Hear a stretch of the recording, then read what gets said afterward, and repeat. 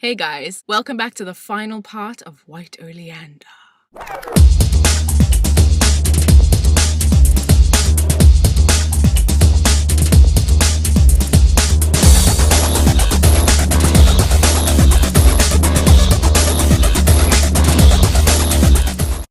I'm afraid Scary isn't here today because she's sleeping. In this part of the book, Astrid has an interesting dilemma. Astrid has the chance to sort of lie for her mother, to save her mother, and she is kind of pissed that her mother's putting her in this position. Astrid is not taking it anymore. She's not taking her mother's words at face value anymore. She's decided that she knows what her mother is, and that's just the way it is. I folded the letter and put it back in its envelope, threw it onto the crowded coffee table. She didn't fool me. I was the soft girl in reception. She'd robbed me of everything I had left to take. I would not be seduced by the music of her words. I could always tell the ragged truth from an elegant lie. Very telling paragraph. It sort of sums up the way Astrid feels now. She's become quite hard. She's not giving in to her mother's tales anymore. And she's not letting herself be influenced by her mother. And consequently, she is also wary of being drawn into that again, I think, in some ways. It's almost like Ingrid can sense that she has lost her daughter.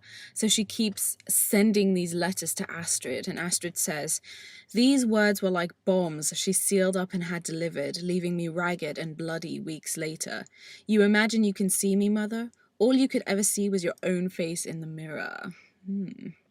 So there is definitely this sense of bitterness about Astrid now, and it's so justified given what she's been through that it sort of seems like a fitting end. And it's so tragic because you realize, or you can see, what Ingrid has done to her daughter.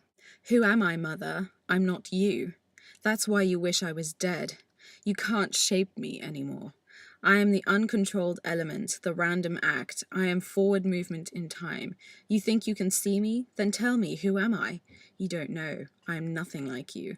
My nose is different, flat at the bridge, not sharp as a fold in rice paper. My eyes aren't ice blue, tinted with your peculiar mix of beauty and cruelty. They are dark as bruises on the inside of an arm. They never smile. You forbid me to cry? I'm no longer yours to command. You used to say I had no imagination. If by that you meant I could feel shame and remorse, you were right. I can't remake the world just by willing it so. I don't know how to believe my own lies. It takes a certain kind of genius." You know, it's so telling that she says that she's rebelling, and she has rebelled. You know, it's not even like she's rebelling against her mother anymore. She has just broken away. And she just doesn't buy it. She doesn't buy the shit that her mother is saying. But there is also a telling phrase in there when she says, "I don't have that kind of genius." It's something that possibly deep down she half admires. At one point, Astrid cuts up her letters and sends back a message made up of her mother's original phrases. And I love that idea. She creates art out of her mother's own poisonous words and sends it back. And I like how she takes control. And this is what she writes from her mother's words. "It sickens me to think of you, a prevalence of void, unholy, immovable, damned gifts. An overblown sense of his own importance. I wish you were dead, forget about you, crow, florid with fantasies. It's so awful, a perfect imitation. A liability to love, forget you, Ingrid Magnusson. Quite alone, masturbating, rot disappointment, grotesque. Your arms cradle poisons, garbage, grenades. Loneliness, long-distance cries, forever, never response. Take everything, feel me, the human condition. Stop plotting murder, penitence, cultivate it. You forbid appeal, rage, impotent, it's too important, I cringe. Fuck you, insane person, dissonant and querulous. My gas tank's marked full." Yes. So good. I love that idea, you know. And her mother's response to that is fantastic. Listen to this. "Dear Astrid, bravo! Though your letter as poetry leaves something to be desired, at least it indicates a spark, a capacity for fire which I never would have believed you possessed. But really you cannot think you will cut yourself free of me so easily." In some of the later letters that we get from Ingrid, we see more evidence of a woman who has been broken by love, and kind of the reason why she responds to situations in the way she does. At one point, she writes a whole letter about love, She says, love, I would ban the word from the vocabulary. Such imprecision. Love, which love, what love? Sentiment, fantasy, longing, lust, obsession, devouring need. Perhaps the only love that is accurate without qualification is the love of a very young child. Afterwards, she too becomes a person and thus compromised. Which is, of course, she's talking about Astrid, and she's talking to Astrid. It's subtle messages, so manipulative. It's kind of astonishing that she thinks she can say these things and people won't see right through her. In the final meeting between Astrid and Ingrid in the book, I love it. It's everything that I thought the meeting should be. Astrid is completely changed from the person her mother once knew. She's no longer that girl who doted on her mother. She's no longer the wounded girl searching for something. She's no longer this impressionable, shapeable being. She has been shaped by the things she's been through. And she's hard now. I like that. She's hard, and she needs to be hard in the face of her mother. And I think what I love about this meeting is the fact that her mother is surprised that the games that she's been playing have had this effect, and she feels this sense of regret and remorse over it. So Astrid goes to see her mother in this penitentiary, and she says that she will do what her mother wants, but she wants something in return. They're going to make a deal. Here's the deal, I said. There are certain things I want to know. You tell me and I'll do what you want me to do. My mother picked one of the dandelions out of the grass, blew the tufts from the head, or what? Or I tell the truth and you can rot in here till you die, I said. I love that. I hate this look, by the way, she said. You're a Sunset Boulevard motel, a $15 blowjob in a parked car.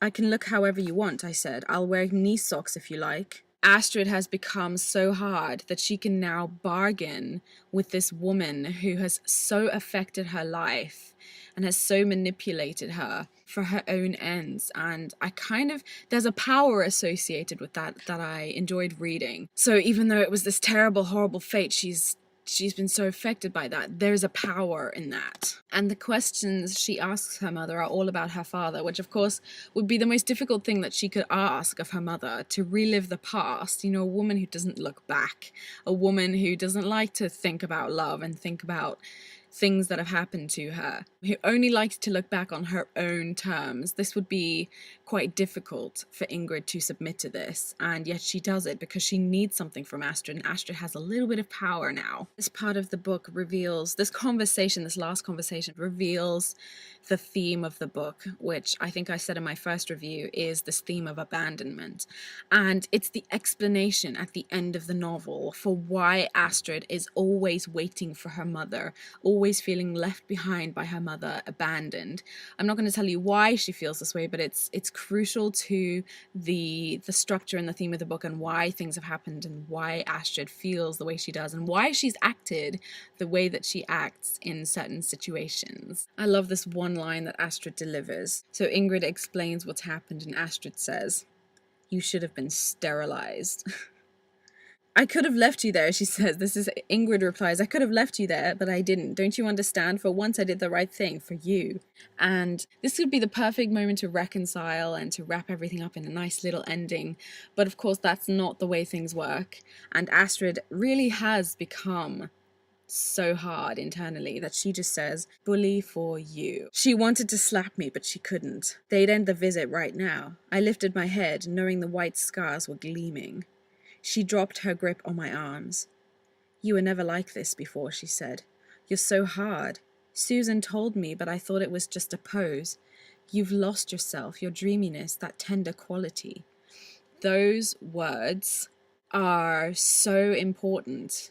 It's like this realization slaps Ingrid in the face that this person she's seen in front of her is not the girl that she knew, and she is kind of responsible for that. I wanted you to be strong but intact, she said. Not this devastation. You're like a bomb site. You frighten me. It's a very powerful, tragic realization for Ingrid. And I think for the reader as well. You know, we've been on this journey with Astrid, but it's only at the point where Ingrid realizes this that it kind of hits you. Astrid says that the constant in her life is the fact that she's always waiting for Ingrid. Waiting, always, and that's the constant. And then there's a section at the end which sort of wraps up the entire story, but for me, the true ending of the novel was the penultimate chapter. So that's how the book closes. For me, that was the strongest chapter. Everything else was a bonus. I was glad to have it. But the true ending was the penultimate chapter, and it was cathartic, beautiful, tragic in so many ways. And I really hope that you guys have enjoyed it as well. If you've been reading along with us, yay! We did it! We finished! The August books should have been announced, so you'll know what we're all reading together. I'm really excited about this choice. It's a book that a lot of people have said is really good. I can't wait to explore it, and that's it. It's a wrap for the first month. Thank you for participating in the first month of Bookaholic Hartz. We'll see you next month. Bye.